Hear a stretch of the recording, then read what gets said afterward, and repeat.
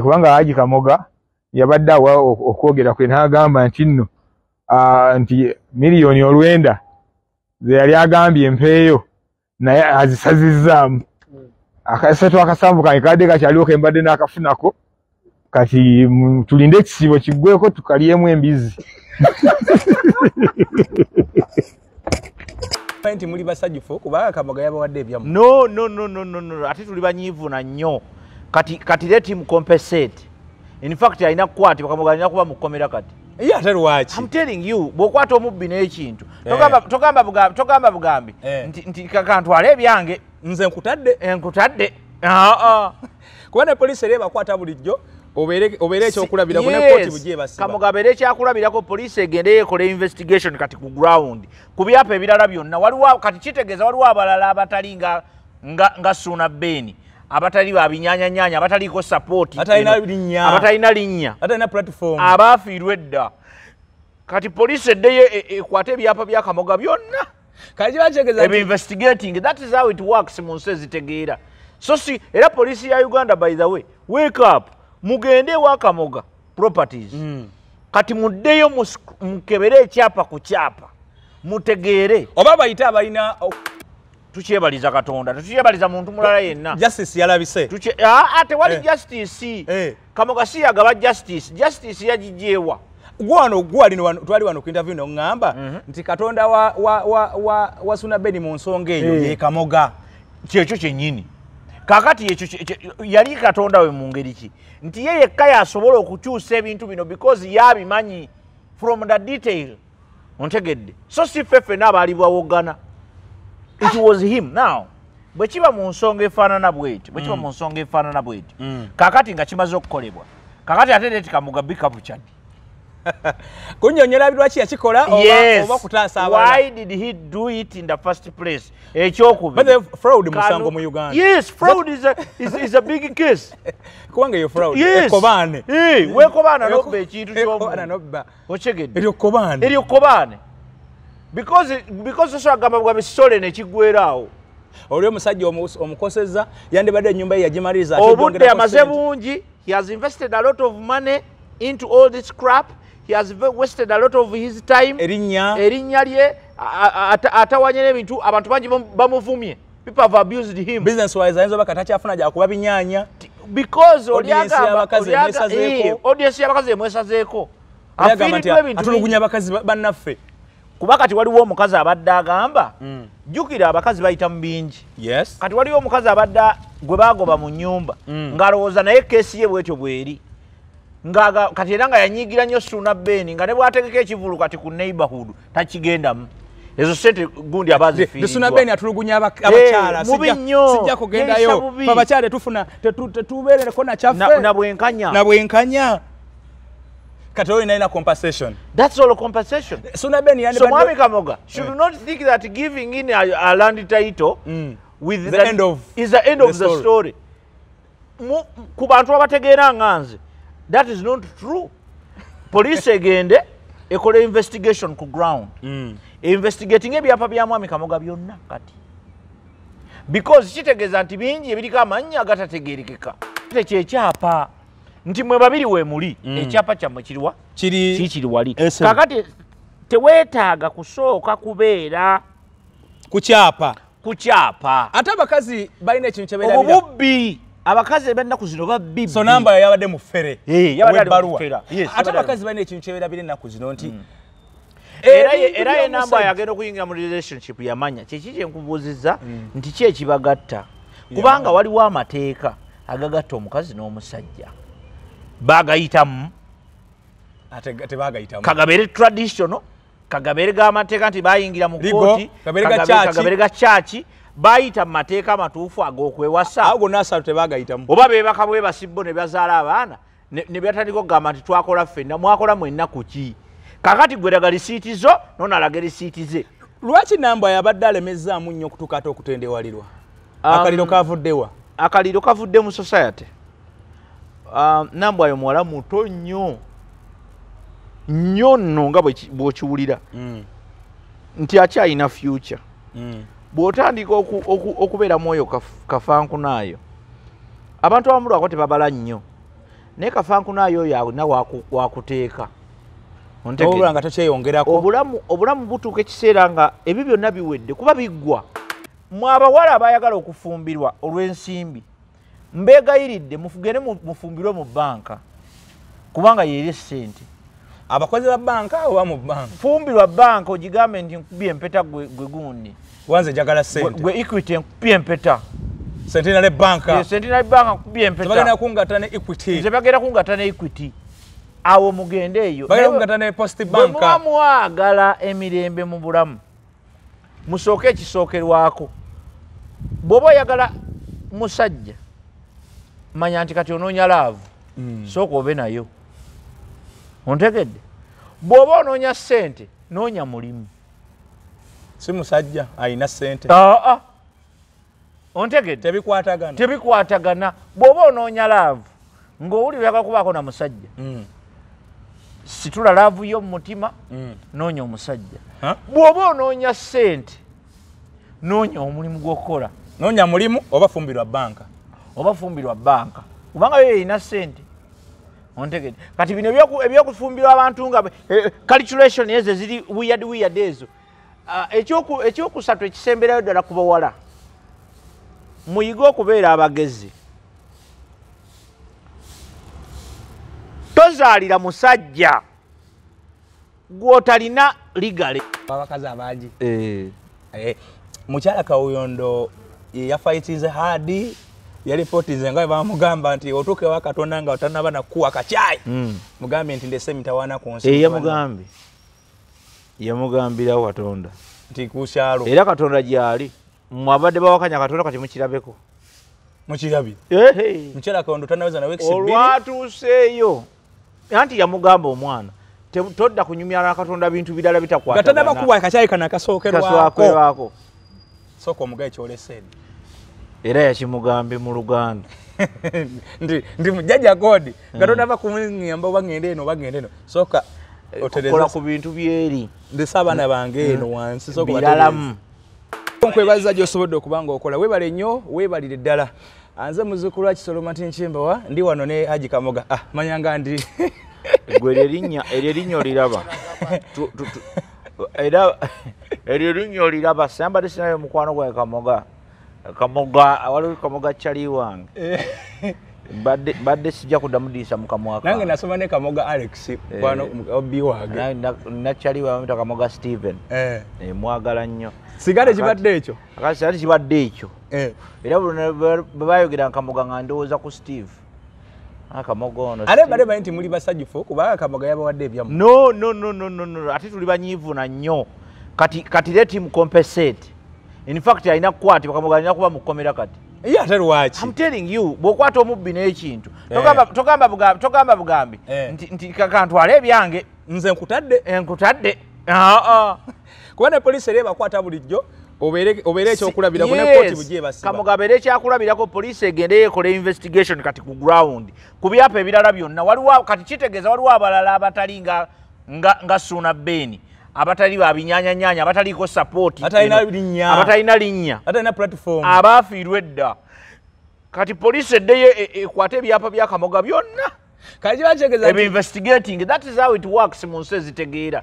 So si era poliisi ya Uganda by the way wake up mugende wa Kamoga properties kati muddeyo mukebere ekyapa ku kyapa mutegeere oba bayita abalina what happened.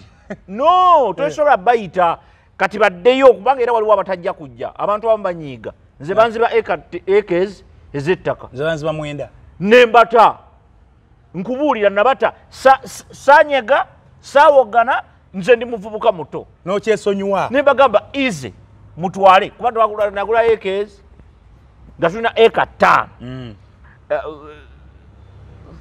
for some time somehow ne bikyuka ate biki ne babba eka zange no sirika so eriyo n'abalala baasirikira mu mbeera eyo waliwo abantu abasirika but guno mulimu si mulimu gwaffe ffe tulina ebirala ebyokukola tulina osomesa eggwanga tulina osomesa abantu obuvunaanyizibwa bwabwe kati bwe tudda mu bino ebyokusala emisango tebitukwatako.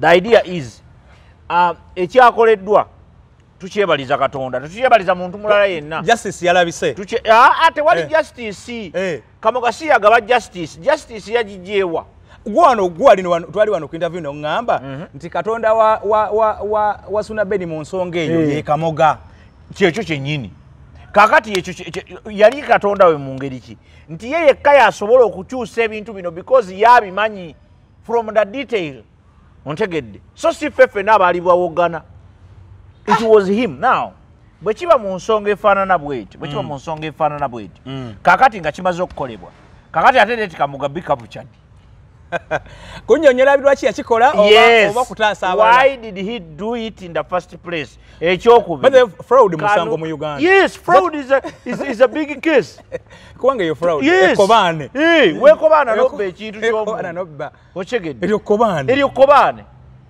because osobola kugamba bwa bisole nekiggweeraawo oli omusajja omukoseza yandibadde ennyumba ye yagimaliriza obudde amaze bungi he has invested a lot of money into all this crap he has wasted a lot of his time erinnya lye atawanye n'ebintu abantu bangi bamuvumye people have abused him business wise ayinza oba katakyafuna gyakuba binyaanya because audience y'abakazi emwesazeeko atulugunya abakazi bannaffe kuba kati waliwo omukazi abadde agamba jjukira abakazi bayita mu bingi kati waliwo omukazi abadde gwe bagoba mu nnyumba ng'alowooza naye keesi ye bwetyo bweri kati era nga yanyiigira nnyo Suna Beni nga ne bw'ategeka ekivulu kati ku neighborhood takigendamu ezo sente gundi abazifiiriddwa Suna Beni atulugunya abakyala sijja kugendayo abakyala tetubeerereko na kyaffe na bwenkanya kati olina ina compensation that's all compensation Suna Beni so Mwami Kamoga should not think that giving in a land title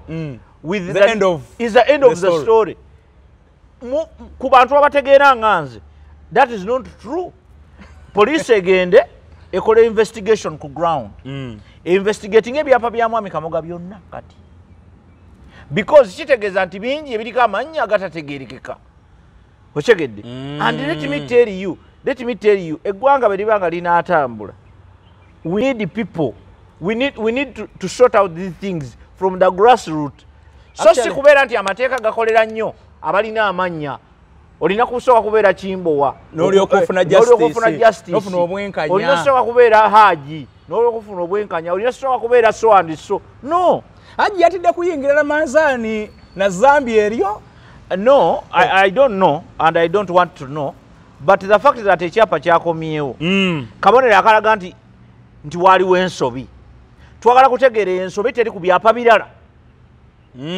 ontegedde eyo ensobi teri ku byapa birala tolina abantu bavuvuyiza mu mbeera eyo tewaliwo bantu balala bafuna buzibu so all in all Suna Beni bulijjo mutuufu of course kati kino kyakulaze nti Suna Beni was right because kyeyabadde akayanira ne mumutuka n'omuteekako gundi intention to sue mwe mwenyini mwekubye engalike ogenda okumaliriza nga muwadde ekyapa lwaki wakimuwadde endagaano zonna ze mwakoze is not the issue kuba bayinza okugamba batuuse ku nzikiriziganya era enzikiriziganya nedde enzikiriziganya is not the issue in the first place kubanga byagendamu ne kooti enzikiriziganya ey'ebweru yabadde etya ng'ekubirizibwa Seeguya ne Haji Keti ontegedde kyengeeza kukugamba my question is what had happened earlier ina ekintu kyewagamba Haji Kamoga wano ndowooza ali akuwulira gamba lwaki muwalawo tewamuwa ettaka yamuwadde ku Gaza Road that's a thing kubanga kati gwe bwoba olumirirwa nnyo muwe ettaka yamuwadde era nga Suna Beni kati kwatagana ekyo yeebale omuzimbiremu akayumba ekyo yeebale kubanga yakizudde wano abantu baalina ensobi baali aba basatu Mwami Suna Beni yalina ensobi ennene obulagajjavu yayolesa obulagajjavu yalina ensobi erimu obulagajjavu n'ebirala bingi ontegedde kude sente oweereza mpeereze tofaayo kumanya no ekyo kyokka si kyokyo kyokka yalina ensobi nnyingi ezisinga ne ku ekyo gwe kyoyogerako zikyendabanga ensobi ontegedde ekyokubiri kye yakola ye azimanya ensobi ze endala nnyingi omuntu owokubiri yalina ensobi ye Mwami Kamoga yava ku principles za business n'ateekamu feelings n'abeera biased weebale nnyo conflict of interest Kyeki kye nagamba Kamugundi kye nagamba Suna Ben tebagula ku buko. Atogula ku buko. Tozimbira ba ku buko nju. Ate sabo gisula muko. Togula ku buko abako baba buwi. Obuko Eva babuwa buki? Babuwa buwi. Buwi. Oshegedde. Togulayo. Nze wa mukyala wange ne baba balire ettaka lya mitwalo 2. Eka sijigula. Soshegedde sijigula. Ebidio gibawa no gamba. Wakiri njimuwa ne mugamba gwe gigule. Erebere yebere na manyago. Nze sijirimu. Abakula batenga go kuba mwana wange eri tagaba nayo. Nange sigaba nayo. Sisobola. Bakula batenga ozimbye ku buko nga gwagula obuko. Anga weeyisayisawo ti emmanju kubanga mbu eri eka iyo. Bya kisirusiru. Kati now this is where Kamoga did. I mean, so yava ku principle obadde Kamoga. The principle obadde ku Suna. Nkulaga ensobi zaabe bonna. Bonna bava ku principles za business. Kamoga yatekamu interest of conflict of interest. Yes. Yali ensobi nambali moja. Nambali moja. Kati ye yakola ekituufu mu family setup. Neyerabira nti this is business. Neyerabira favors za client. Neyerabira client. Kubanga client asobola okujja n'agamba teekako erinnya lyange nzekka. Era mu mbeera client amulumbye kimafiya. Ebyobuka bitadde wali. Anti kyekyo kati oyonoonya ebintu bingi. Bakyasobola okunywa kacyayi. Ate tolaba nti babadde mu kamera. Bakyasobola okunywa kacyayi. So the idea is nti Suna akyasobola okuddamu ne yeesiga Kamoga n'amugulako ettaka eddala. Tekisobola. Gwomanyi naffe ababadde baagala okugulibwa Kamoga abatasobola kwetalirayo. Suna akyasobola okubaako basendasena ne banemugule ku Kamoga. Tekisoboka. So now we need to understand nti zino ensobi ffe bulijjo tujja tubudde Nambwayo okomye kuza anti kati eya Nambwayo eri very simple.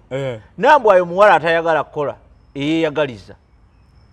Bana agwa mu kifo ky'abana bawala bayaye. Nambwayo muyaye buyaye yeeyayusa bweyayusa. In fact sina muyaye. Abefula smart. Sina muyaye yeeyayusa. Ng'agamba oba tubifiira lweki? Fena tubifiira. Si buli mukazi nti bamuzaalamu. I mean si buli mukazi nti bamukola ki? Nti bamuzimbira. Si buli gwazadde mu jabeera naye. Buli mukazi kati kyayagala ogamba. Kyayagala ogamba Nambwayo. Nti yo omwana we wa Golodi. Nti kubanga bamuzaalamu bate kumuzimbira eryo teeka kiri avaawo. Kubanga ate ne Suna Ben alina rights okuba n'omwana we. Kasaaso ke bw'aba akulemye gwe muleete wano. Wona emyaka egimulagira kuba omuzaala bwe baba boogera ku child support ne mu muzigo bamusupportingiramu. You don't necessarily need kakati gundi omuwala ono gwe bayitaani Nambwayo ye muwala ow'ennaku zino abawala abaagala abagamba nze I have my land era leero tukedde kaayana ne mukyala wange mugambye kuba naye yabirabye naye kebera ku byapa byo we biri namugambye nze sisobola kuteeka ku kyapa sisobola taone rusitukira nangamba batugenda ffenna nga tugenze ne muganda ne tuba tugenze ffenna gonsimirako busimizi. Yes nangamba kati tetubako sente zange koze ne bwe banga ompadde 8 ku 10 sikuteekako. Nangamba lwaki ne mugamba mmwe mwagala okutandisa ebintu ebisemba. Ontegedde kiki ekigatta Suna Ben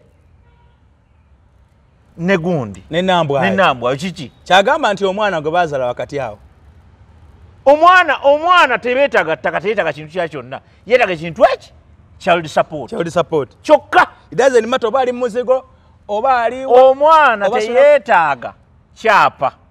Omwana yeetaaga kye bayita child what support ge mateeka clean up here ate takugamba nti child support olina kusooka kunzimbira omwana onamulabira nga ozimbye. Child support teriiko ebyo, teriiko kyapa, teriiko nyumba, teriiko kalina, teriiko muzigo. Buyambi bwa mwana. Era child support bagipimira ku nfuna ya mwami.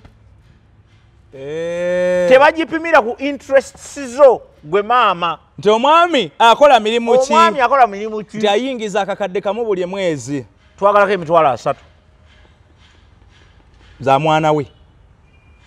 Kyokka ate time esobola otuuka omwami n'agamba naye okusinzawo nze wembeera nsobola olabirira omwana wange mumpe.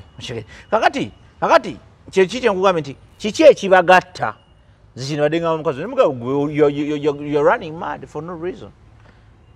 Nze buli kye nnina kikyo senga nnogoka wano nengwa wali who is the next of kin yalina bank account yalina buli kimu bibyo ati lwaki olina byolina oteekate mu mannya ge kati bwe nkuteeka mu mannya go kitegeeza ne bwonkyawa oba olina omugabo eno because bwe nteekako amannya go nti tuguze babiri senga bukya ku makya n'ofuna nenkukwata n'omusajja omulala bino bye nateeka mu mannya go okuwuna nabyo era eno oba olinayo omugabo kubanga mugambe nti bwe tuteeka amannya gaffe abiri ku property yaffe tuba tugyemu abaana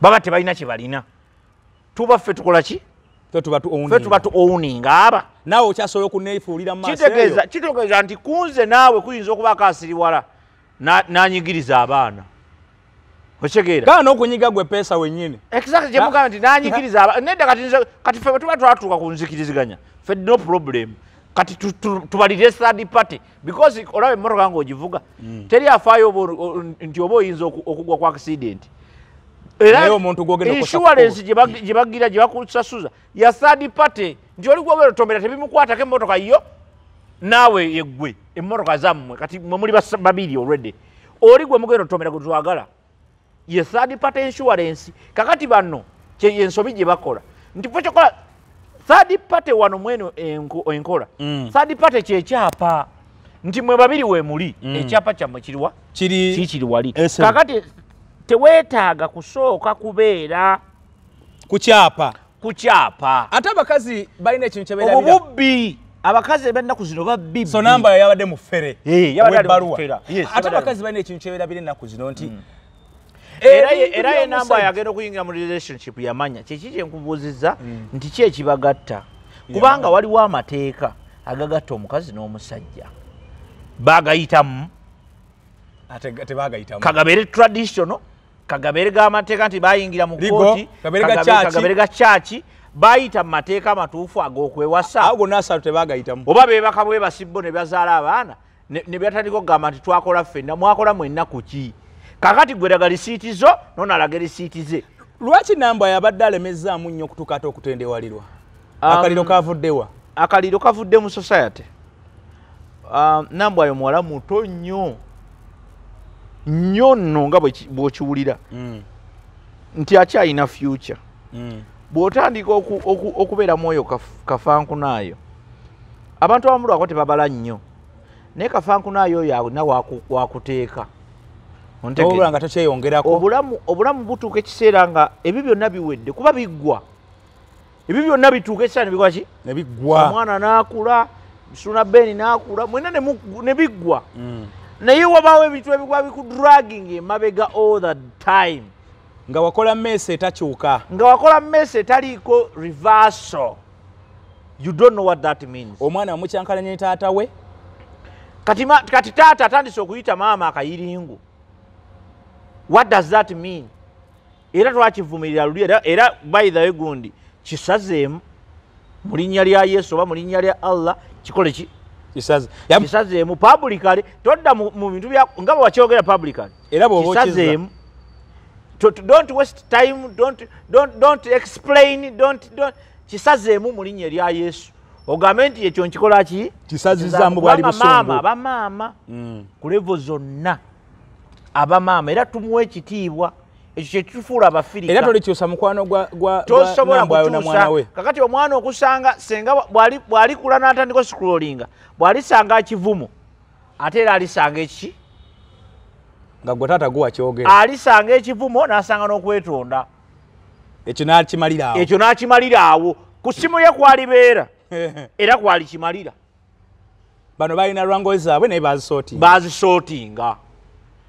That can explain the age, it can explain the times, it can explain the pain nti nali mu kuziika, it can explain so many things. Ate n'ennambwa ayo teyeza omwana n'amuinfluencinga okumukyayisa kitaawe kati ebyo byonna ogwo gwe mulimu gwe balina okukola abazadde abakyala ekyo nti wakati awo waliwo third party ye mwana third party alina okuweebwa ekitiibwa ekisembayo kubanga ye yekka ye yali yatalina contribution kubigenda maaso mwe mwenna mulina contribution ontegedde mwembi era ze saasalidako gundi musango nambwayo musango muwala nga bano abawala aba bulijjo olaba omuwala omufuna leero nga ayagala kubba nga yakulengedde mu motoka ey'amaanyi nalowooza nti nakupanga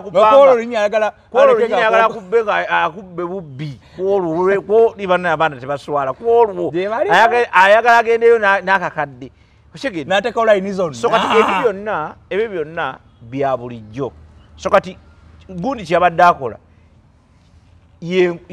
yeggwanga lyetulimu kubanga weebuuza abaana abamu kati nga banambwayo yakulirawa ani maama we ani taata we yavaawe yajja atya okubeera nambwayo okitegeera abaana abamu bakuze n'abasingle mothers ne bafuna leeyo ku basajja nti omusajja kyokutte kyobba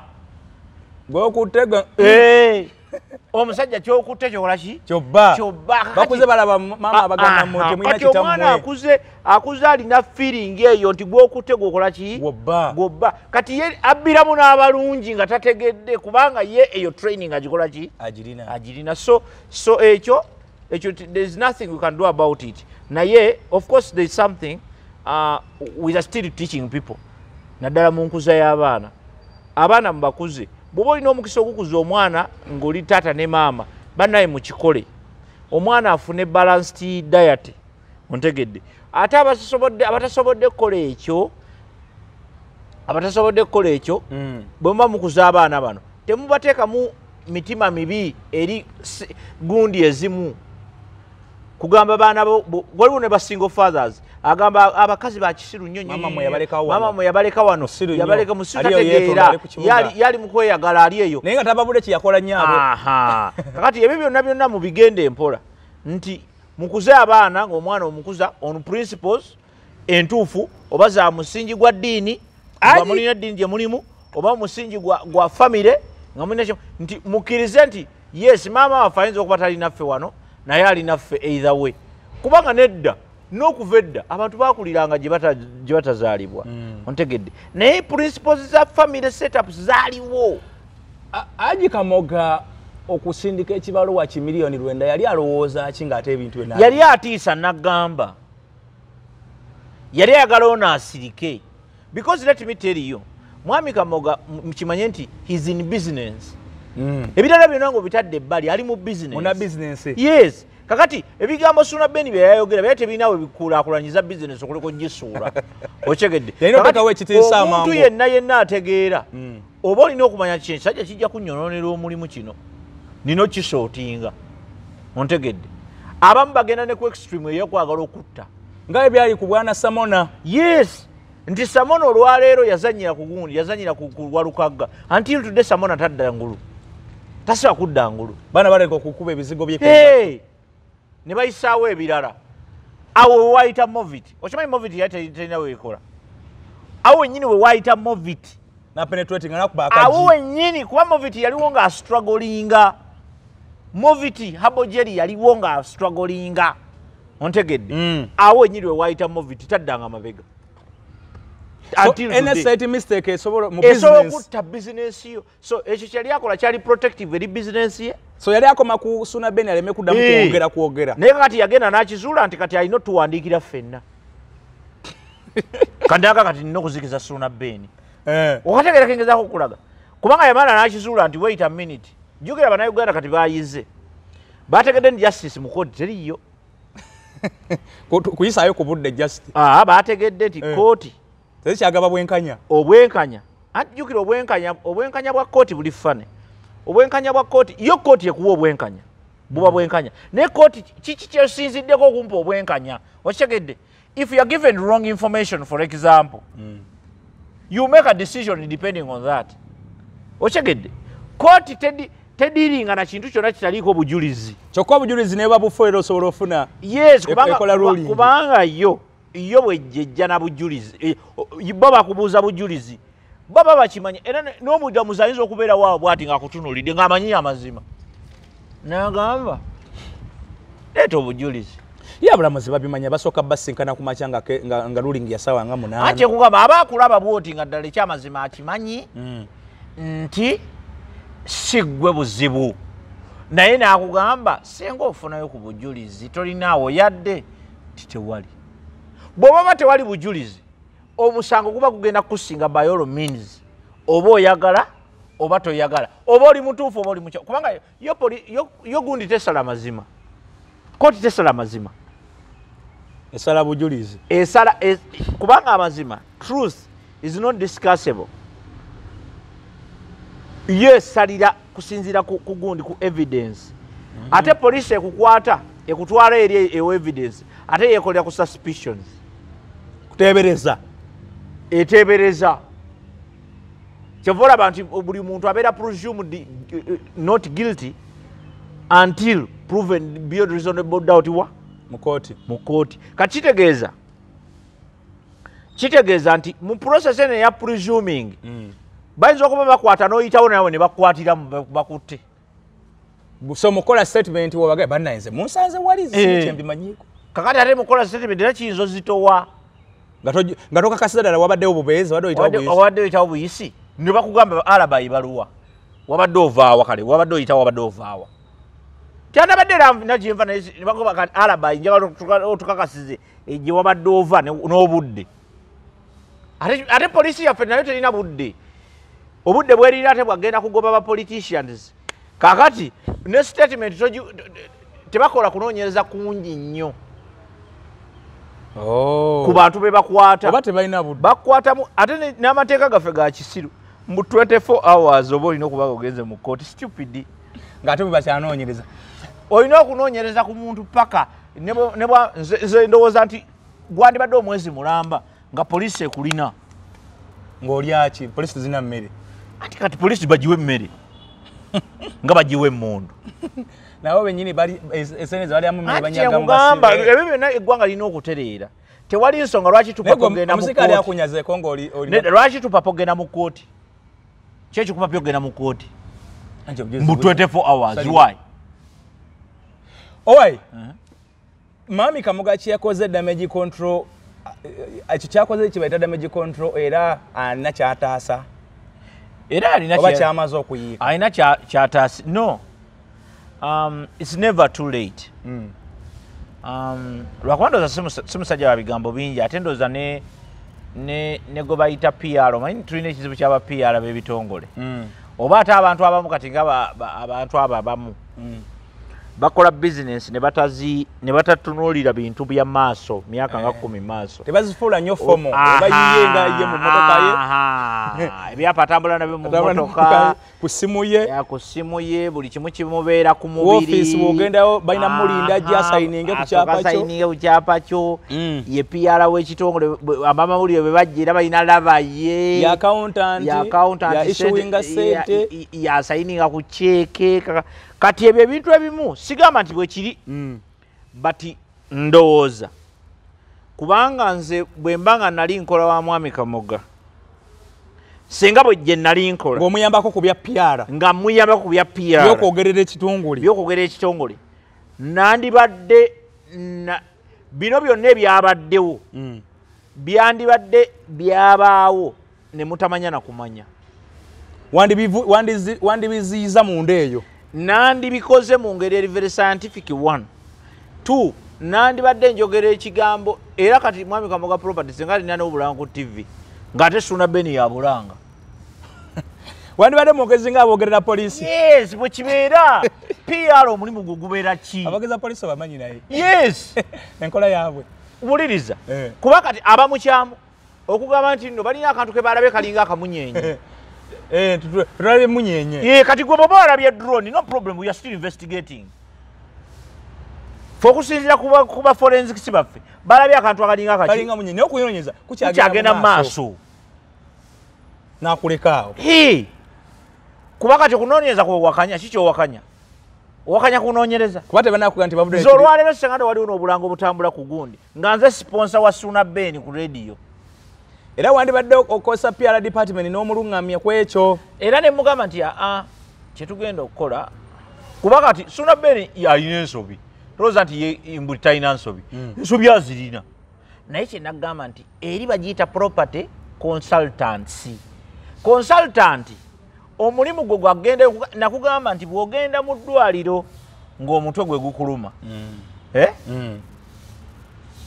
dokita asobola okugamba si gwe omugamba nti nkuba empiso ku mutwe yakugamba nti ekikulumisa omutwe okimanyi njala sooka olye onywa amazzi sooka onywa ku mazzi because oli consultant oba okategedde bwe ŋŋende wa consultant gundi Suna Beni yali asobola bulungi nnyo okukeera ku makya ne ssente ze n'agenda ku Facebook n'anoonya abayaye bwakwo n'anoonya babulooka n'abagamba noonya ttaka ne balimufunira yayagala genda wa consultant ekirungi kya consultant nti akuwa ku magezi ku bintu ebimu nti bannange ekyapa kino mukigula babiri naye ensonga eriwo mmwe enkwatagada mmwe eri etya mugenda kweta percentage ki buli omu agenda leeta percentage ki munkola efaanana bweti mwandikoze bwe muti ne bwe muti okyegedde because gw'oli consultant toli faranga ffe kale tutunulire ettaka lye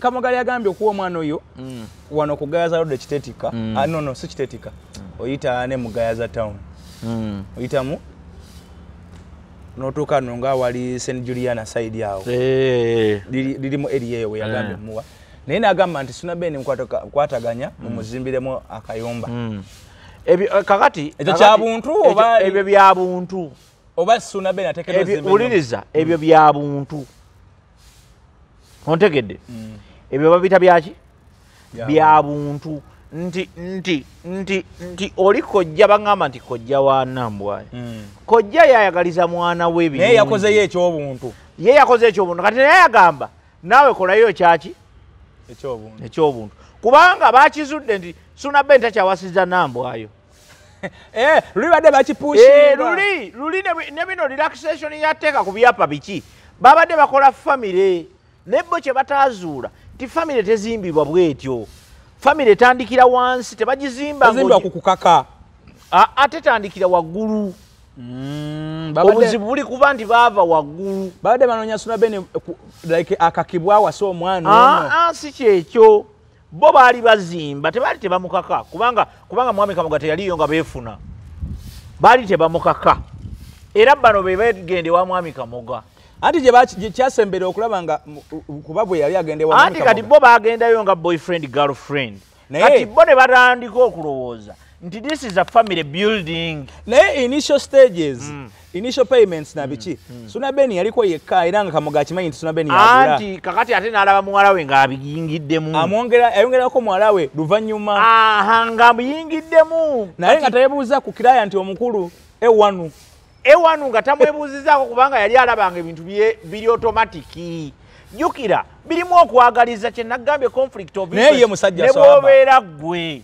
yesu abba bwate bwabikola n'abakyala be ne bw'obeera ggwe ontegedde ne bw'obeera ggwe mulimu ebintu ebimu bye tusobola kunenyeza muntu kuba omusajja alina yawasaako omukazi owokubiri naye namba emu yateekateeka okwanjirako owokubiri so sagala nnyo obeeraawo otandike kuwozaawoza biki so anyway byonna kyebiriko twagala okwebaza Mwami Kamoga olw'ekintu kye yakoze kyabadde kya buntu nnyo tuwadde ekirabo kya Ramanzani atuwadde ekirabo nze era nakimusaba mweno Ramanzani tunula mu byapa bye byonna ogende ng'obikula kimu ku kimu ekirimu enso byokole ki okitereeze kubanga alina bangi bawadde nga tebaliko mbojjanyi ontegedde we must appreciate that era eriyo n'abasiima nti waliwo abagamba nti Mwami Kamoga yankolera yeyanguza wano ate yanguza ku layisi ontegeera so tetulina nnyo okutunulira sayidi emu yokka nga binyira tukkirize nti Mwami Kamoga did a great job and is still doing a great job for Ugandans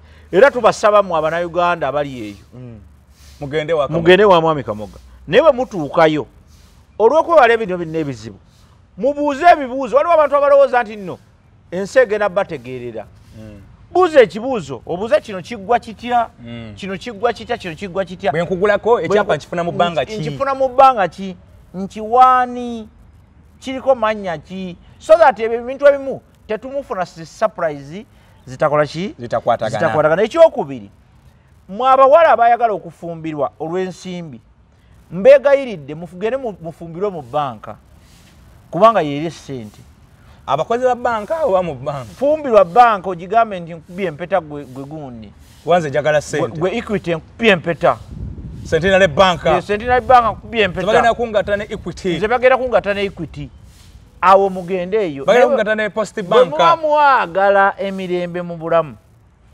musooke ekisookerwako bw'oba oyagala musajja manya nti kati onoonya laavu sooka obe nayo ontegedde bw'oba onoonya ssente noonya mulimu si musajja ayina ssente ontegedde tebikwatagana bw'oba onoonya laavu ng'owulira oyagala kubaako na musajja situla laavu yo mu mutima noonya omusajja bw'oba onoonya ssente noonya omulimu gw'okukola noonya mulimu oba fumbirwa banka kubanga yo erina ssente ontegedde kati bino ebyokufumbirwa abantu nga calculation ezo ziri weird ezo ekyokusatu ekisemberayo ddala ku bawala muyige okubeera abagezi tozaalira musajja gw'otalina ligale tozaalira musajja gw'otalina ligale tomala gazaala mu bufunze kyogeza kutegeeza tozaalira musajja gw'otalina ligale muzaalire bw'oba tomukoleko mbeera tozaalira musajja gw'otalina ligale kyenjogera kyentegeeza tozaalira musajja gw'otafumbiddwa mu mateeka agakkirizibwa bufumbo Let it be church, let it be customary, let it be government administrator. You must. It is a must. Bosalawo kiyingiramu tokaabira muntu yenna. Totukaabirira. Kuba kati ojja kusanga umalungu oyo omuzaalemu. Ali ku bibi, ali ku kamera ze, talina na kyalowooza ku byagira gw'omuzaalemu.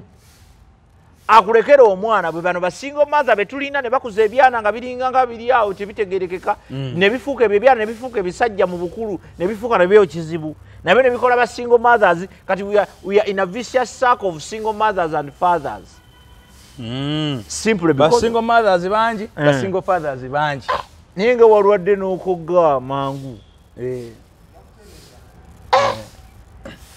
so n'olwalirawo bw'otyo wakajewa abakazi abangi mukyala Kawuyondo yafayitize hadi yalipotize nga bamugamba nti otuke wa Katonda nga otanaba na kuwa kachai mugambe nti ndese mitawana ku nsi yamugambira Katonda nti kushalo era Katonda gyali mwabadde bawakanya Katonda kati mukirabeko mukirabi mukyala Kawuyondo tanaweza na weeks olwatuuseeyo anti yamugamba omwana todda kunyumya na Katonda bintu bidala bitakwata gatandaba kuwa kachai kana kasookerwako soko omugaye kyoleseni era yakimugambe mu Luganda ndi mujjaja God Katonda bakunyamba bagende eno soka otereza ku bintu byeri ndi sabana bange eno wansi soko batalamu and it's a good thing.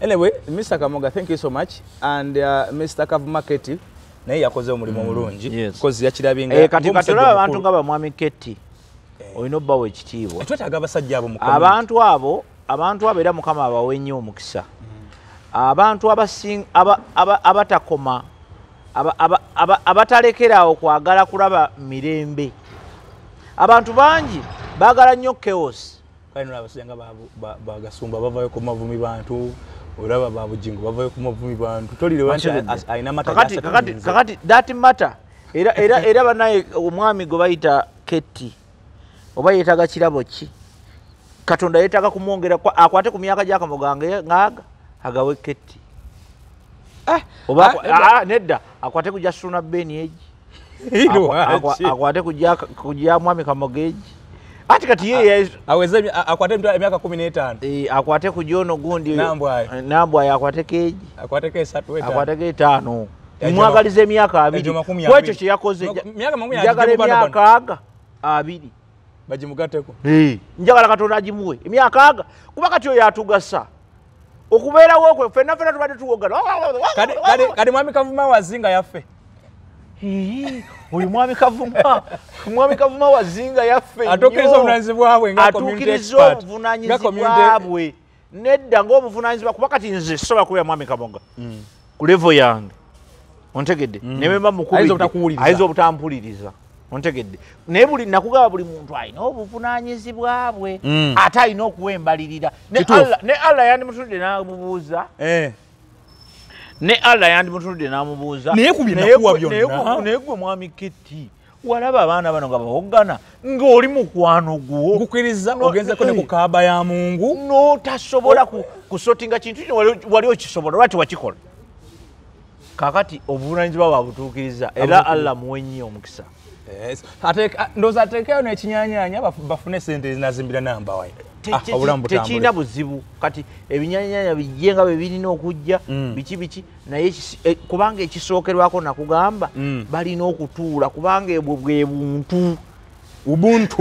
obuntu balina okutuula because baali aba ffenna tetwakola ki tetwaliyo twabiraba bimaze kusajjuka so kati Suna Beni waddembe ogenda okuwasa oba addira nambwayo oba akola atya ekibadde kibatta kyapa kyateredde Suna Beni entanda gye musibi ataddamu kola nsobi gye yakola okuvuma omukazi taddamu kuvuma mukazi wa maama w'abaana we ekyo kimu ekyokubiri taddamu kulowooza nti nno akayiringito kassa kwati yafuna akayiringito nfunye ebyalayisi kufuna ebyalayisi ayite naati